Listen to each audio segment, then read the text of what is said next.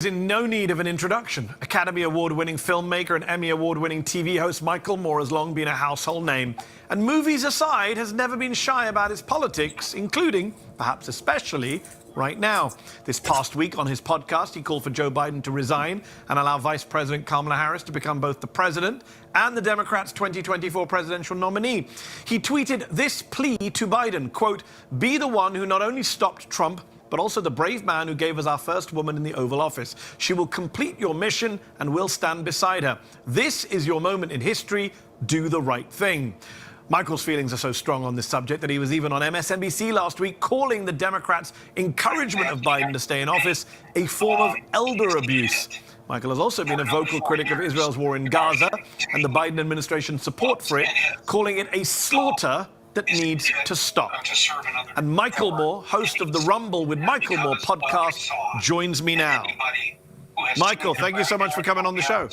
Thank you so much, Mehidi. Thank you. Appreciate it. So what made you decide, Michael, that Biden has to step down? Because it's a big deal in this country, especially, to call for a serving president to just step down. Was it his CNN car crash debate performance, or did you already have your doubts?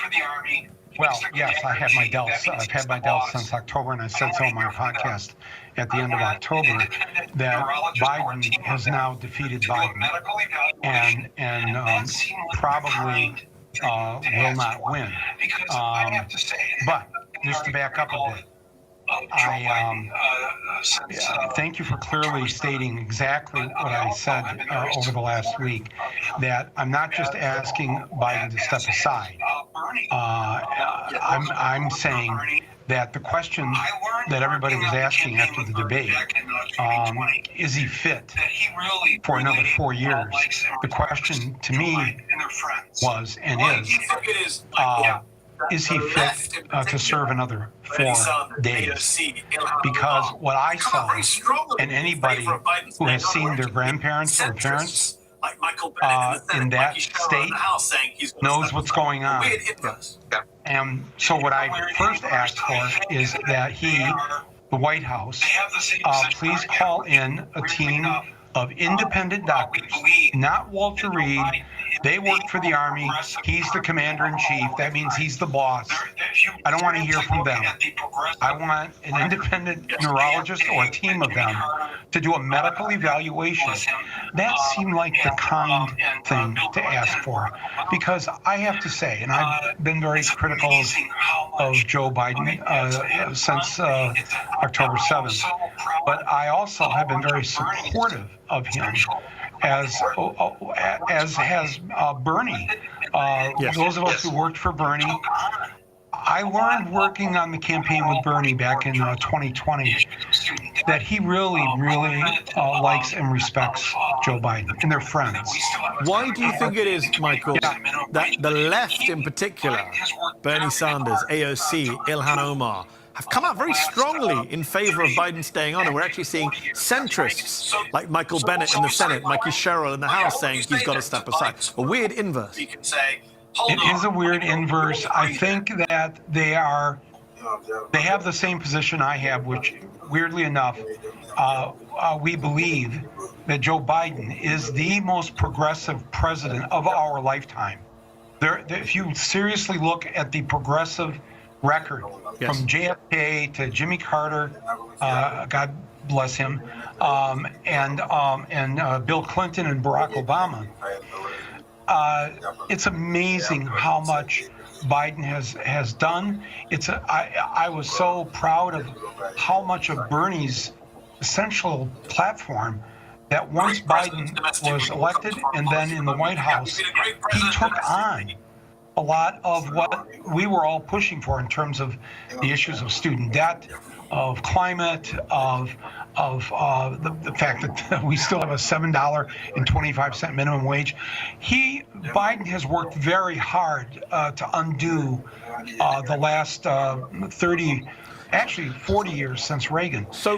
So what would you say, Michael? Yeah. What would you say then to Biden supporters watching you speak and say, hold on, Michael, we all agree then that he's been a great president domestically. We'll come to foreign policy in a moment. Yeah. He's been a great president domestically. He just had one bad night. just let him finish his term and govern and carry on governing. It was just one bad night. No, it wasn't. That's really, I don't know, it's worse than spin. It's not true.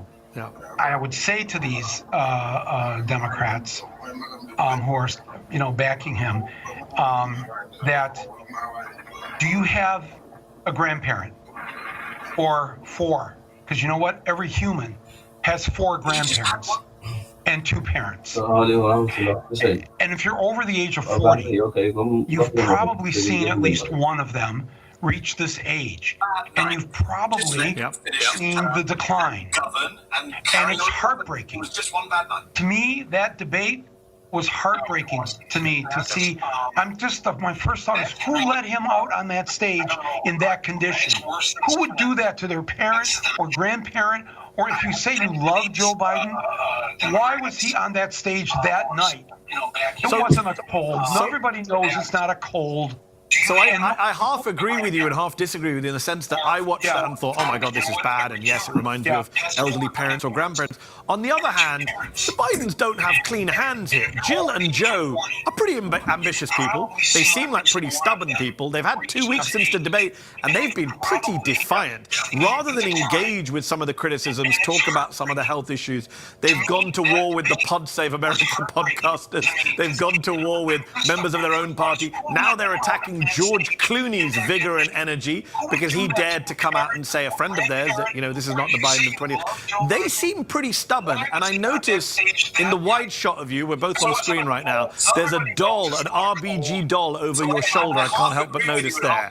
And it reminds me of the RBG situation where she was a hero to Democrats. She clearly should have retired. And yet she very stubbornly said, no, there's no one else but me who can do this. And Biden literally went on George Stephanopoulos and said, nope, no one else but me can keep NATO together. 2 weeks since the debate, right? Defiant.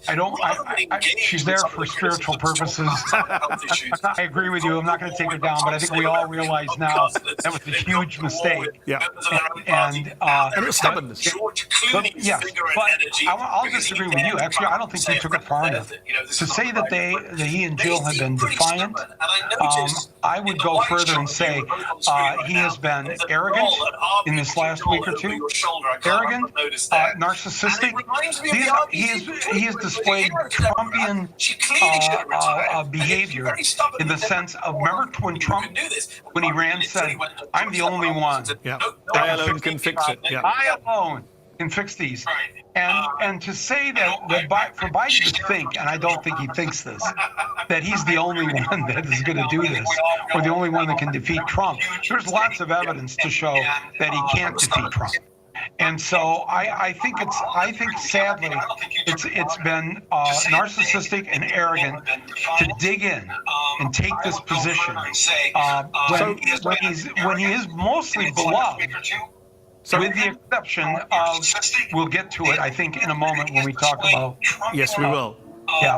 You mentioned can't win. Is your position that he can't win? Because that's not my position. My position is he still could win, but it's just less likely with him at the top of the ticket versus a Kamala Harris. You have Alan Lichtman, this presidential historian who a lot of Biden supporters are quoting, saying he got 9 of the last 10 elections right, and he says Biden should stay on the ballot. I have a long enough memory to remember you, Michael, coming on my show at Al Jazeera in 2016 and being one of the few voices saying, no, Trump's going to beat Hillary Clinton. So put Alan Lichtman to one side. Michael Moore with the glass ball, with the predictions. What do you think is going to happen in November? Do you think he cannot win if he stays on the ticket? I don't have a glass ball. I'm not Cassandra, but I did out Lichtman in 2016. I guess that'll somehow be my legacy at some point. But yes, I understand why somebody like you would say, yeah, it's not no chance for Biden to win. That, of course, there's a chance. There just might be a better chance with somebody else. But you should say, look at you. Can we go to the 2-shot again? There. You have a coat and a tie on. I have a black T-shirt. I would prefer to listen to you than to me. So No, Michael. Nice try. Let me ask you this. Okay, let me ask you this. I have a high school degree. Where did you go to university? We're not going to get into this, Michael. Another important. You don't want to admit. I'm an elitist. But you got 2016 right, Michael. I thought Hillary Clinton would win, so I was wrong. I stopped doing predictions in 2016 because of Brexit and Trump, both of which I got wrong. Which is why I'm not comfortable with people who say black and white, Biden can win or can't win. It's going to be close. Of course it's going to be close. And I just said that you took the rational position by saying it is possible for Biden to still. And the reason why it's possible that Biden can still win is because up until October 7th, I kept telling people for the last 3 years that there's no way Trump's coming back. Biden is good because the reason for that is 10 million people voted. We don't want Donald Trump in the White House any longer. 7 million between Biden, 7 million more votes than Trump. But 3 million others voted third party. 10 million for Trump to win, I thought, up until October. He's going to have to convince 5 million people who didn't want him 4 years ago, after these 4 years of not having him around. 5 million just miss him so much. They're going to suddenly change and vote for him? No. So let's talk about October the 7th. Let's talk about Gaza, because you have said, including in this interview, that Biden is the most progressive president of our lifetimes. But I'm assuming you meant domestic policy, because when it comes to his support for Israel in Gaza, there's nothing progressive, obviously, about backing a genocide that's killed almost 40,000 people now. Is his Gaza policy a true stain on his progressive record? Well, it's not just a stain. It's going to, I believe, cost him the election if he stays in. Michelle Goldberg, who's an op-ed columnist in the New York Times, went to Detroit and Dearborn, which is a very, very large Arab and Muslim population, to kind of take the temperature. And after 3 days there, she wrote a column for the New York Times, and the headline was that if Biden loses Michigan, he loses the election. And it was very clear to her, and it's clear from the 2 polls that the Arab American Institute has taken since October, one at the end of October and one at the end of May, that Biden, who got 60+% of the Arab and Muslim vote in the U.S., and then specifically in these 4 states with Arab populations where they polled: Michigan, Florida, Virginia, and Pennsylvania. 60% in 2020 of Arab and Muslim, both at the end of October and at the end of May, virtually unchanged. Biden's Arab and Muslim support here in these states had dropped from 60% to 19%, 41 percentage point drop. Trump's Arab and Muslim vote in 2020 was 1/3. 1/3 of Arabs and Muslims voted for him. Trump's at the end of May of this year, now 4 years later, his those who say Arab and Muslims are going to vote for Trump, 1/3. It's unchanged.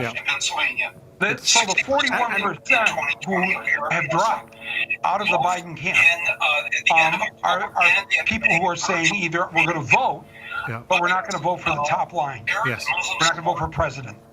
Or we're going to stay home. That's the death of Biden's chances.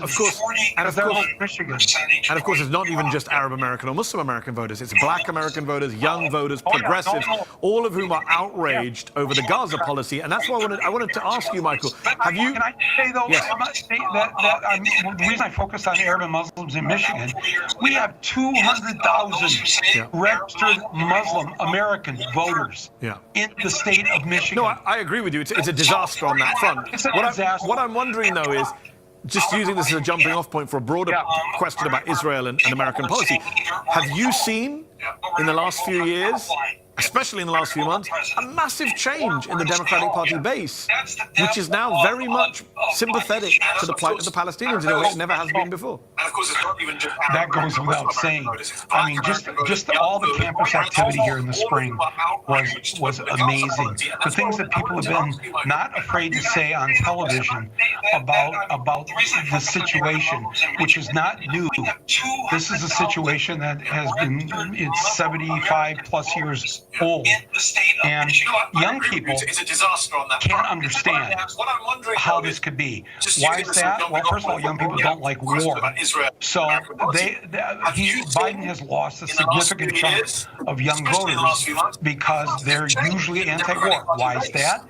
Because they're the ones sent to war when we have a war. They're the ones who die. And when they see other young people, especially in Gaza, we're talking babies, young people. The majority of the dead are either young people, the elderly. This has been a massacre of massive proportions. You, Mehdi, and I are the funders of it. It's our tax dollars that Biden has used to fund this slaughter, and young people don't like that. Arab Americans don't like it. People of color don't like it. Anybody who doesn't like war doesn't like it. And I think that, and I tried to just say it as loud as I could right away in October. Please don't go and hug Netanyahu. Don't do this. Can we just go back to just a year ago? Not even a year ago. This last September, UN week in New York City, where all the leaders of the world come and give their speech. And every year, the Prime Minister of Israel, including Netanyahu in the past years, is always invited down to the White House the day after to have a little public chit-chat and photo op with the President of the United States. I mean, every year. Biden, in the beginning of September, told his staff, I don't want Netanyahu here in the White House. This is widely reported. Yes. Didn't want them there, didn't want him there. Why?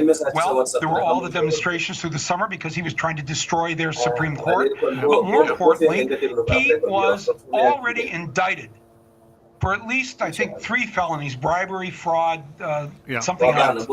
He and his henchmen were going to be tried in the fall on these felonies.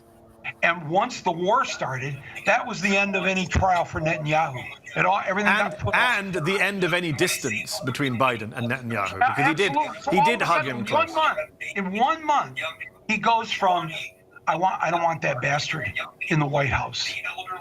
He's not coming down during UN week. I will not have him sit here with me.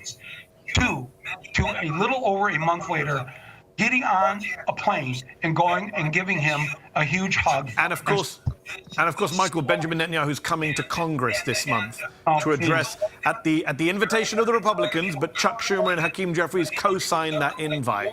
A few Democrats like Bernie have said we will not be in the room when he speaks. What kind of scene will that be for the world, for the American public? This guy who is being investigated for genocide at the International Court of Justice, the International Criminal Court is asking for arrest warrants for him, and yet the US Congress will be standing and applauding him as he defends his genocidal war. Biden, for 3 years, did so much to restore American integrity to the rest of the world. I mean, the world couldn't believe that we got rid of Trump, and maybe everybody was a little safer now. And Biden did that. Biden was the one who saved us and the world from Trump. So to have him all of a sudden do what he's done to fund the genocide, to also arm him. What was it yesterday in the news? More 500-pound bombs being sent to Netanyahu to bomb civilian populations. Every time Biden says, I'm going to warn them, don't kill civilians, hasn't done it. We're going to put in a pier and get humanitarian aid there. Couldn't do it. Didn't do it. It's the whole thing has been so disgusting. And people say, I get this after I was said this last week. People wrote to me, Mike, you got to convince the Arabs and the Muslims in Michigan. They don't want Trump back. He had the Muslim ban. And I write back and I say, no, they don't want Trump either. But There's a difference between a Muslim ban, oh, I can't get on a 747 and fly to the United States, and the massacre of tens of thousands of people that you and I are funding. We are arming it. Yes. And the world, the UN, what was the last UN vote about whether or not to seat Palestine, give them a real seat at the UN? 143 around the 443 nations in favor of seating Palestine. But not the US. 9 opposed, including, not the US. Michael, last question to you. I'm sure many filmmakers, journalists, documentary makers have been inspired by you over the years, look to you for guidance, will be inspired by you in years to come. And I wondered about some advice you might have. And in fact, here at Zeteo, we're about to release our first documentary film. It's called Israel's Real Extremism, and it details some of the crimes committed by Israeli soldiers in Gaza and filmed on TikTok. What is your advice for any aspiring filmmaker, young journalist, who is trying to make a film or a documentary uncovering things that the mainstream media don't want to uncover, that the people in power don't want to shed light on? What's your advice for them? Well, first of all, thank you for releasing the film you're about to release. My advice to especially young people who are filmmakers or want to be a filmmaker, now more than ever, we need your voices, we need your cameras, we need the truth to be shown to the people in America and around the world of what's really going on here. And Netanyahu and his gang will not be able to survive the truth. I have a lot of faith in a lot of Israelis, and if you, I read I now subscribe to 3 Israeli papers a day, the ones that have an English language version, and I'm sure you read these, and I don't know if you read Hebrew or you might understand Arabic, but it is amazing. You know this, what I'm going to say.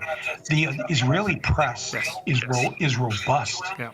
It has a diversity of viewpoint, and right now they are doing their investigative reports, and the truth is going to come out. And nobody I know doesn't support protecting the Israeli people. Nobody wants to see anybody die. No more death. No more. And especially, Greg was born 8-9 years after the Holocaust, after World War II. I grew up understanding what that meant and what was done to the Jewish people on this planet, and the concept of never again was drilled into me because we have to make sure this never happens again.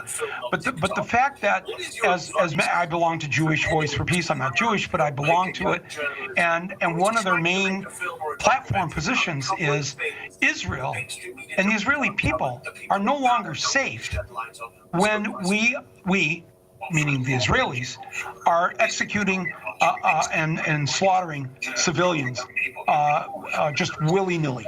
And that the best way, if people want to support, in other words, defend the lives of people who are Israeli civilians, the absolute best way to do that is to stop this criminal activity, put Netanyahu on the trial he was supposed to already be on, and let's start doing what we need to do, which is right away have the ceasefire. Release the hostages. Get the humanitarian aid in there. Agreed. No more of this. And as the Israeli press is reporting, Benjamin Netanyahu is the big block on the ceasefire, ironically, not Hamas, as Joe Biden claims. Michael Moore, we will have to leave it there. Thank you so much. Always a pleasure. Thank you very much, Mehidi, and congratulations on this show. Keep doing this important work. I can't tell you. You said, what should we tell young people to do with making a documentary or whatever? I tell you, we need you now more than ever. Please do this important work. Continue to do it. I can't wait until your film is released next week. Appreciate it, Michael. I was born 8-9 years after the Holocaust, after World War II. I grew up understanding what that meant and what was done to the Jewish people on this planet. This is Democracy Now!, democracynow.org, The War and Peace Report. I'm Amy Goodman. President Biden's calling for national unity after Saturday's attempted assassination of Donald Trump. The former president was shot near the ear during an outdoor rally in Butler, Pennsylvania. One attendee of the rally was shot dead, 2 others critically wounded. The gunman was also shot dead by Secret Service.